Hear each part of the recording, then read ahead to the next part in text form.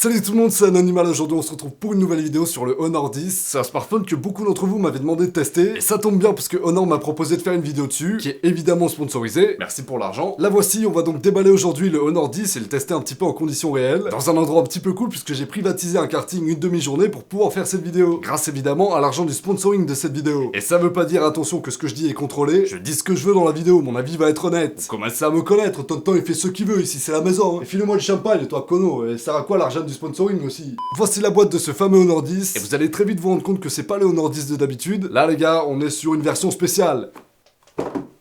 Hop là, on est sur une version bleu-grise. Je vais enlever ça sinon vous allez jamais le voir. Voilà la couleur du Honor, elle est extrêmement jolie. C'est une version en fait gris-bleu qui est exclusive à la Fnac. Et je suis pas peu fier de l'avoir. Dans le reste de la boîte, vous avez ceci qui permet d'insérer la carte SIM. Voilà, on va mettre ça de côté.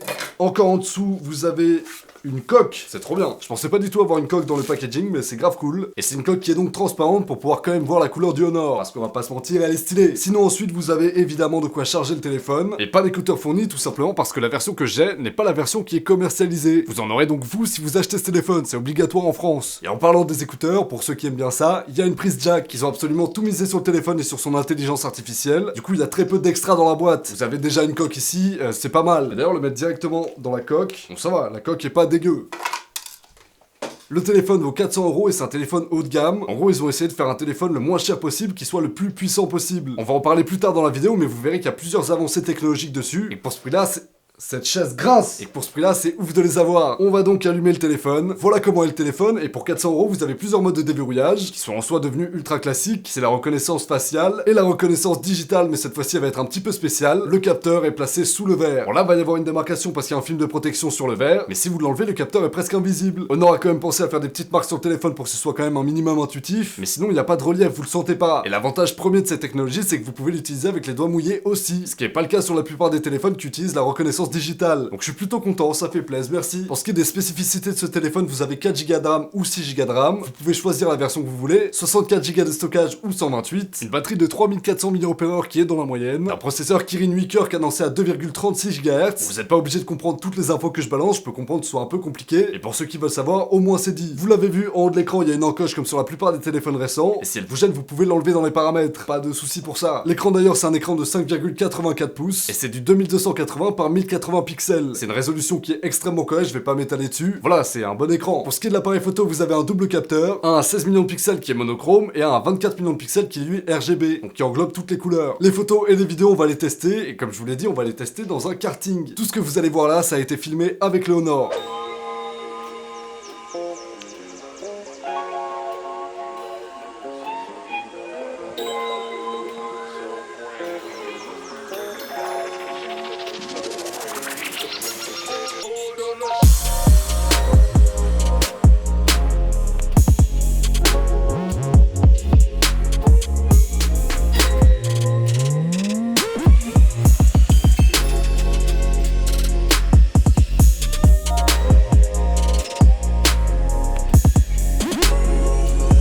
Vous aurez pu remarquer que ça trempe pas mal, et je m'en suis pas rendu compte sur le moment, mais c'est parce que j'ai filmé en 1080p 60 fps. Et lorsque vous filmez en 60 fps, la stabilisation n'est plus disponible. Elle est disponible dans les autres modes et est plutôt efficace.